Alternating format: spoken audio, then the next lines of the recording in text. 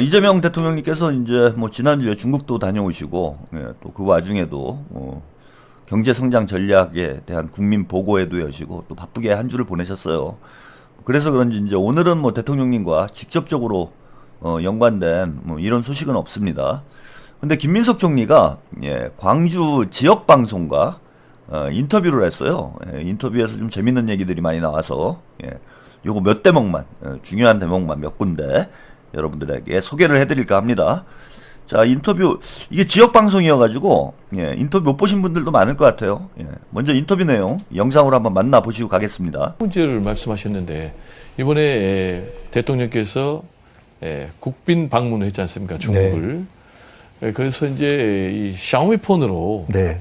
같이 이제 부부간에 한중 정상 부부간에 이렇게 사진을 찍는 그 모습이 굉장히 보기 좋았거든요. 총리도 좀 마음이 흐뭇하지 않으셨어요? 그 혹시 확인하셨는지 모르겠는데 그게 그 장면이 국제적으로 세계적으로 몇 뷰나 나왔는지 혹시 들으셨습니까? 그건 모르겠는데요. 제가 어제 들은 바로는 어제까지인가 6억 뷰라고 들었습니다. 아, 6억 뷰가 어마어마한 네, 거죠. 어마어마하네요. 근데 언제 한번 얼마 전에 그 중국 가시기 전에 차를 마시면서 저희들이 이렇게 환담을 할 때 그런 외교를 준비할 때 얼마나 힘든가 하는 그런 토로를 한번 들은 적이 있었습니다. 정말 잠 못 자고 고민한다고. 네. 디테일에 대해서 상대의 마음을 정말 기쁘게 하기 위해서 얼마나 노력하는가 하는 정말 잠 못 자고 준비한다는 말씀을 들었습니다. 그 트럼프 대통령에게 금관을 선물했던 그 금관 외교라든가 이번에 시진핑 주석에 대한 어떤 샤오미 이런 외교 이런 것들은 사실 아마 세계 외교사에도 기록이 될 만한 그렇게 남을 만한 그러한 것 아니었는가 싶습니다.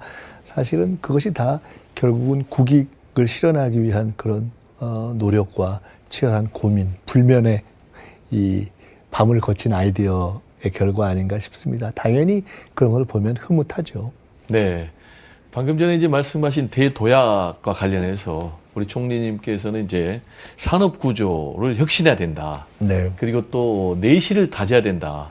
이 두 가지를 강조를 하셨는데 어떻게 산업 구조를 혁신하고 또 내실을 다질 수 있을까요? 뭐 한마디로 말씀드리면은 이제 소위 이야기하는 AX, GX라고 얘기하는 이 AI 대전환 그리고 어떤 녹색 대전환이겠죠. 이제는 전 세계가 정말 사느냐 죽느냐 하는 AI의 대화두를 놓고 산업을 개편하고 있기 때문에 저희가 지금 올 예산에서 반영된 기조 이런 것들을 봐도 전체적으로 지금 우리가 앞으로 지향하는 AI 3강으로 가기 위해서 필요한 모든 투자를 집중하고 있는 것이죠. 어떤 그러한 방향으로의 어떤 산업 구조의 전환을 뜻하고 있는 것이다. 이렇게 이해하시면 될 것 같습니다. 이게 이재명 대통령님, 그 시진핑 주석과 샤오미 셀카를 찍었죠. 대단히 화제가 됐고 그 이재명 대통령의 이제 천재적인 어떤 외교 역량 이것에 대한 이제 칭송이 쏟아지는 뭐 중국에서도 엄청난 화제가 됐다 이런 얘기를 여러분들이 다 들으셨을 텐데 여기 보시면은 6억 뷰를 돌파를 했다라는 거예요. 뭐 지금 일주일도 채 안 됐는데 그러니까 하루에 1억 뷰씩 뭐 돌파를 했다라고 볼 수 있는 거죠. 이게 뭐 어마어마한 숫자입니다. 김민석 총리는 블랙핑크급이다 이렇게 얘기했는데 블랙핑크 뮤직비디오 조회수가 제가 어느 정도인지는 모르겠는데 이거 뭐 일주일 만에 6억 뷰가 나오지는 않았을 거예요. 이거는 뭐 블랙핑크급도 아니고 BTS급도 아니고 이 정도면은 뭐 비틀즈급 아닙니까? 뭐 비틀즈는 뭐 지금 활동을 하고 있지 않아서 유튜브 조회수로 뭐 직접 비교할 건 아니지만은 하여튼 뭐 대중음악사에 전무후무한 밴드가 비틀즈잖아요. BTS가 뭐 21세기에 비틀즈다 뭐 이런 평가를 받고는 있는데 사실 뭐 비틀즈하고 아직은 뭐 비교할 만한 뭐 그런 수준은 아니라고 생각을 합니다. 근데 이제 외교 대통령의 일국 대통령의 정치 행위가 담긴 영상이 6억 뷰를 뭐 일주일도 채 안 돼서 돌파를 했다라는 건 진짜 놀라운 일이죠. 이 정도면 뭐 비틀즈급이다. 그 정치계의 존 레논이다. 뭐 이런 정도 얘기를 거의 뭐 모차르트 수준인 거죠. 뭐 비틀즈도 아니고, 예, 뭐 모차르트나 베토벤이 살아 있으면은 이 정도 뷰가 나오지 않을까, 뭐 그런 생각이 들 정도로, 저도 이렇게 많이 세계적으로 화제가 됐는지 몰랐어요. 뭐 한국이나 중국에서야 이제 당사국들이니까 국민들 사이에 뭐 중국 인구가 많긴 많습니다. 뭐 14억 명이니까 중국 사람들이 뭐 많이 보긴 했겠지만은 뭐 14억 명이 다 유튜브만 들여다보고 있는 건 아니잖아요. 예. 근데 6억 뷰가 나왔다라는 건 뭐 전 세계에 있는 전 세계 사람들이 다 관심을 가지는 뭐 그런 이벤트였다, 이렇게 말씀을 드릴 수 있을 것 같고, 이제 김민석 총리도 이거는 세계사적 장면 아니냐, 그러니까 예컨대 뭐 트럼프의 왕관을 선물한 장면이랄지, 그 다음에 시진핑과 통신 보안 개그도 세계사적인 그런 장면이었는데, 이번에 샤오미 셀카도 진짜 세계사에 기록이 될 만한 그러한 명장면이 아니었나, 그렇게 생각이 듭니다. 이게 이제 연초라 그러는데 매년 뭐 연말쯤 되면은 뭐 세계 10대 뉴스 뭐 이런 거 뽑잖아요. 뭐 세계 10대 뭐 사진 뭐 이런 거 타임지나 이런 데서 뽑는데 거기에 꼭 들어갈 뭐 그런 장면인 것 같아요. 그래서 어찌 보면은 트럼프가 이제 베네수엘라의 마두로 대통령을 납치한 사건이 공교롭게 이재명 대통령님의 이제 중국 방문과 겹쳐서 이게 상당히 상호간에 이제 비교가 될 수밖에 없는 그러한 정치 이벤트가 됐는데, 사실 엄청나게 큰 사건이죠. 일국의 대통령을 다른 나라에서 체포를 한다라는 게, 뭐 예전에 노리에가 파나마 대통령을 체포한 게 한 40년 전 가까이 되니까요. 그때 이후로 이제 40년 만에 한 번 벌어지는 그런 사건이 대통령 방중 기간에 벌어졌음에도 불구하고, 이게 오히려 세계 여론의 초점이 된 건 이재명 대통령의 방중이 돼버리는, 예. 그러니까 베네수엘라 대통령을 체포한 사건보다 샤오미 셀카가 더 큰 사건이 돼버리는 참 놀라운 일이 벌어진 겁니다. 근데 이게 그냥 우연히 발생한 일도 아니고, 이제 김민석 총리의 그 인터뷰에 따르면은 대통령께서 진짜 잠 못 주무시면서 밤을 새워가면서 고민을 한 이제 그런 결과라는 거예요. 예. 뭐 샤오미 셀카도 보좌진들이 뭐 조언을 한 게 아니라 대통령께서 직접 그 구상을 하신 거다. 뭐 그런 보도가 나왔는데, 참 이재명 대통령의 이 천재적인 능력, 뭐 대단한 것 같습니다. 근데 뭐 머리가 좋아서 저런 생각을 할 수도 있겠지만은, 저는 이제 그런 생각을 해봐요. 이재명 대통령이 저런 아무도 생각해내지 못한 기상천외한 이런 외교 행보를 보일 수 있는 건, 이게 흔히 뭐 궁하면 통한다고 그러잖아요. 예. 그 목마른 자가 뭐 우물을 판다고 그런 말도 있는데, 자, 오직 국익, 오직 국민만을 생각하는 이런 마음가짐이 있기 때문에 밤잠을 설치면서 고민을 하고, 또 그런 깊은 사색과 연구가 있기 때문에 저런 외교적 성과를 낼 수 있는 것 아닌가, 그렇게 봅니다. 그러니까 우리는 이제 우리 실제 국력보다 플러스 알파가 있는 거예요. 이재명 대통령 덕분에 우리가 실제 국력보다 더 높은 평가를 받는 그런 상황이 되고 있지 않나, 그렇게 생각이 듭니다.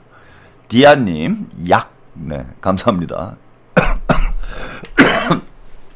이게 기침이, 제가 그 감기에 걸리면은 저는 기침이 좀 심해지는 이런 성향이 있어가지고, 이게 방송하는 사람 입장에서는 대단히 좀 안 좋은 거죠. 예, 그래서 기침이 좀 중간중간 나오더라도 여러분들이 양해해 주시길 부탁드리겠습니다. 복만삼님, 트청래야 잼통님 해외 순방 중에 남의 나라 대통령을 납치하냐, 얘는 트성열이 트청래 다 하네. 자, 그리고 김민석 총리가 그 유승민 씨가 본인이 총리를 제안받았다고 계속 약을 팔고 다니는데, 이 문제와 관련해서도 오늘 좀 인터뷰에서 언급을 했어요. 예. 이제 결국은 유승민의 자가 발전이었다라는 게 오늘 인터뷰를 통해서 확인이 됐습니다. 사실 이걸 제가 볼 때는 대통령실이나 청와대나 총리가 뭐 굳이 부인할 일도 아니에요. 사실 이런 일이 있었다라면. 예.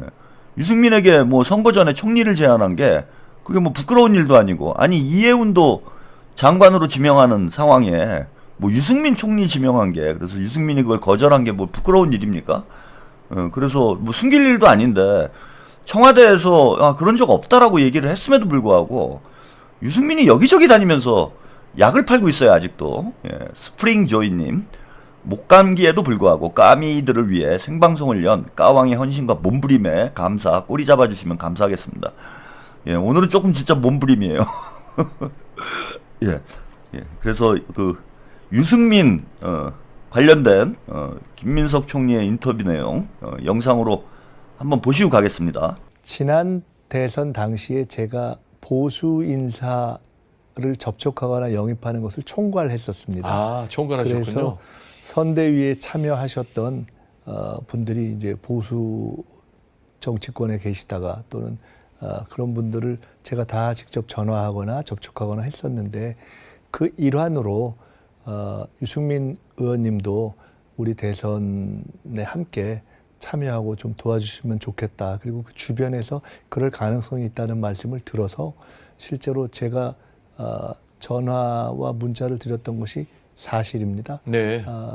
그리고 그때 연락이 안 됐다는 것을 보고 드린 바 있고, 대통령께서 그 뒤에 아마 그 직후에 또 문자도 한번 드렸다는 것까지도 제가 알고 있습니다. 근데 그때 적어도 제가 아는 한 그런 취지에서 말씀을 드렸고, 전화 또는 그 대통령께서 직접 뭐 총리직을 제안했거나 한 바는 저는 없습니다. 그리고 그 부분에 대해서는 이미 청와대에서, 그러니까 대통령실에서 그런 바는 없다, 이렇게 공식적으로 말씀을 하신 것으로 알고 있습니다. 네, 지금 이재명 대통령께서는 그렇지만 실제로 유승민 의원님께 대해서 저희들이 뭔가 크게 이 계엄 내란 이후의 상황에서 국정을 정상화하는데 역량이 있으시니까 함께 참여하셨으면 좋겠다 하는 그런 마음을 갖고 연락을 드렸던 것은 사실입니다. 네, 이재명 대통령께서는 이제 모두의 대통령이 되겠다라고 강조를 하고 계시잖아요.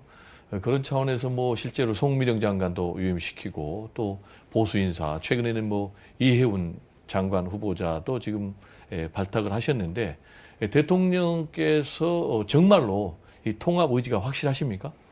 그럼요.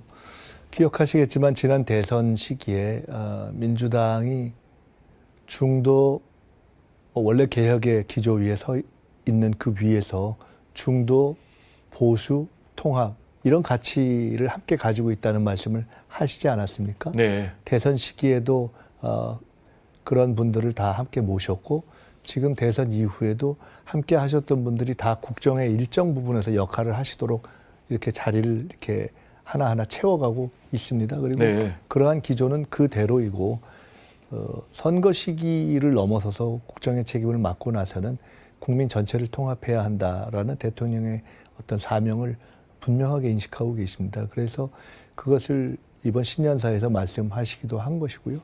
그런 특히나 또 우리 경제의 활성화와 도약을 위해서는 국민적 통합이 반드시 필요한 과제이기 때문에 그런 통합의 노력은 계속될 것입니다.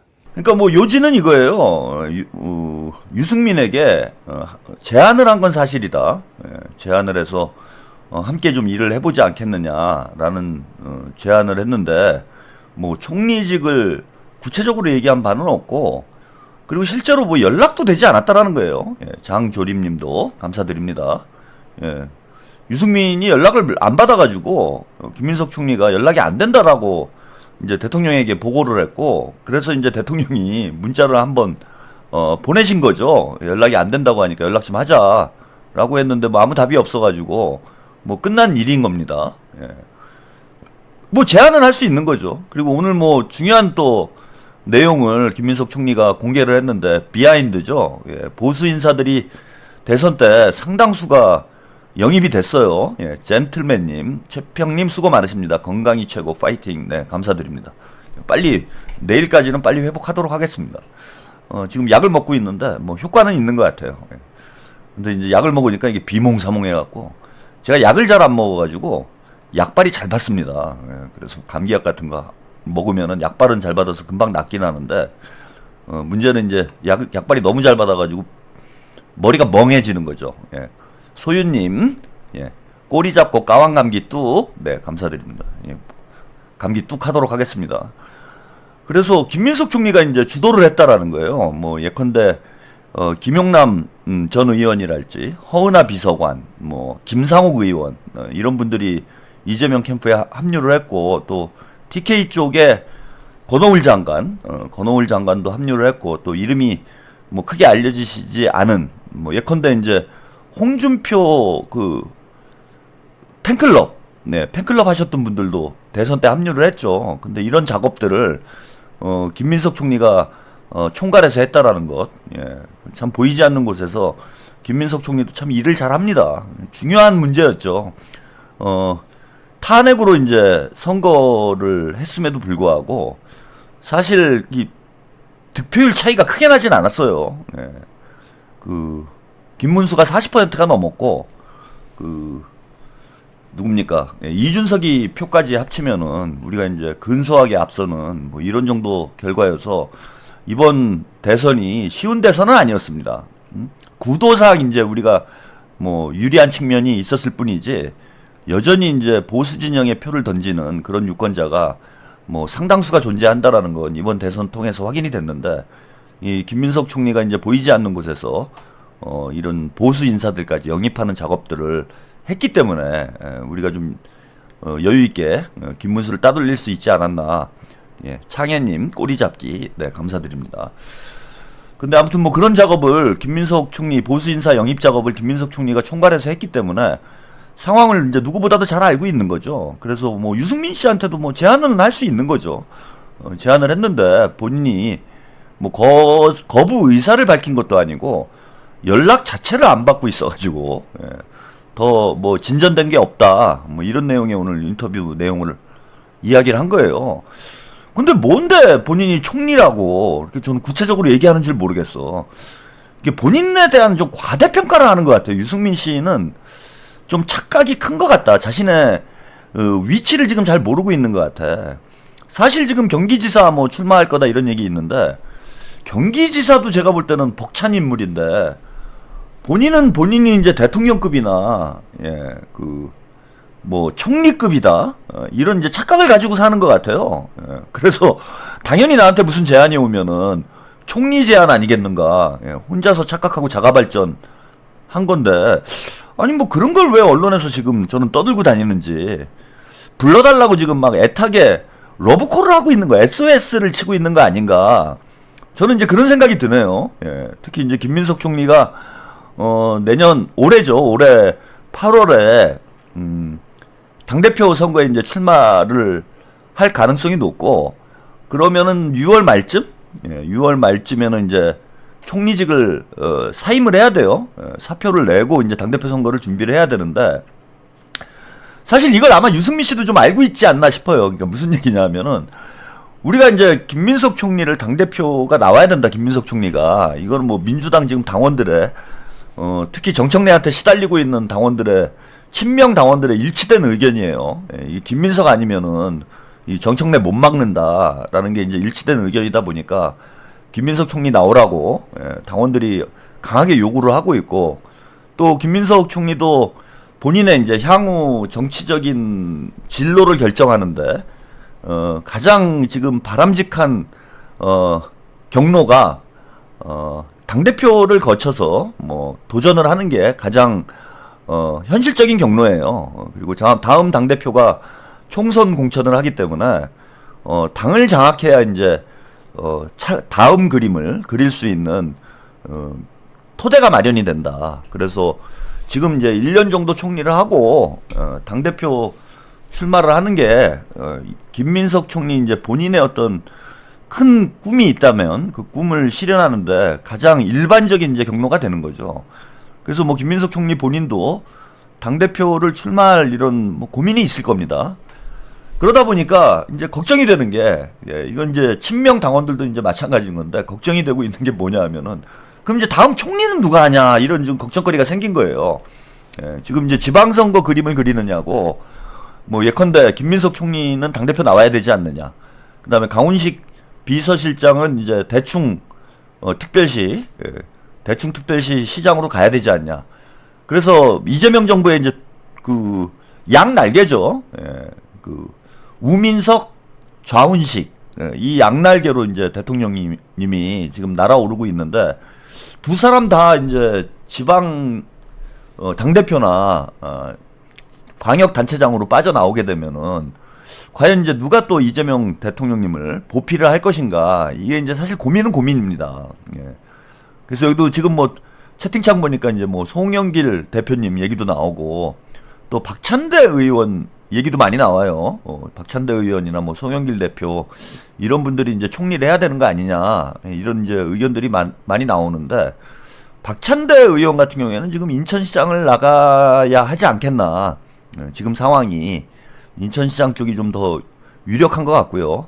송영길 대표 같은 경우에는 아직 뭐 이제 곧 2심이 끝난다고는 하는데 그 3심까지 끝나야 뭐 출마는 할 수 있어요. 2심 끝나면은 출마하는 거는 뭐 문제가 안 되는데 총리를 로 임명하는 거는 좀 정치적 부담이 있을 수 있습니다. 예, 그래서 뭐 송영길 대표나 박찬대 의원도 지금 총리로 착출되기에는 조금 어려운 점이 있고 또 송영길 대표 본인도 이제 국회로 돌아가겠다 이런 의사를 그 유튜브 방송에서 얘기를 하신 걸로 알고 있어요. 예, 국회로 돌아가서 좀 역할을 해야 되겠다라는 게 지금 또 송영길 대표의 이제 생각이다 보니까 다음 이제 보궐선거에 지금 이제 출마를 하게 될 그럴 가능성이 높습니다. 국회의원 보궐선거에. 그래서 뭐 계양을이 송영길 대표의 지역구였기 때문에 계양을 얘기도 있긴 한데 어쨌건 뭐 을은 그 김남준 대변인이 지금 뭐 아마 출마를 좀 고려하고 있는 것 같아요. 그래서 아마 다른 지역 중에 한 곳을 송영길 대표가 좀 고민을 하지 않겠나 이렇게 보입니다. 김숙자님, 예, 방송 감사합니다. 그래서 이제 어쨌건 간에 뭐 제가 말씀을 드리고 싶은 건 뭐냐면 뚜렷하게 지금 총리 후보자가 이제 눈에 안 띄고 있는 상황이에요. 그래서 유승민 씨가 이제 자가 발전을 하고 있는 거 아니냐. 어? 야, 니네도 지금 이재명 정부에도 총리가 없는 거 아니냐. 총리감이 마땅하지 않지 않냐. 그래서 대선 전에 나한테 러브콜도 했으니까 나 총리 어떠냐. 뭐 이런 취지로 하는 얘기가 아닌가 싶을 정도로 지금 뭐 청와대와 총리의 생각은 뭐 전혀 다른 거죠 지금. 총리의 생각은 유승민 씨의 주장과는 완전히 거리가 있는 뭐 그런 주장입니다. 근데 왜 그러는 건지 모르겠어요. 근데 제가 볼 때는 이제 유승민도 귀순을 준비하고 있는 거 아니냐. 이해운 건이 이제 잘 처리가 되면은 본인도 귀순할 수 있지 않을까? 어차피 뭐 국민의힘에서 뭐 제대로 자리를 잡기가 어려운 형국이기 때문에 귀순 신호를 보내고 있는 것 아닌가 뭐 그런 생각도 해봅니다.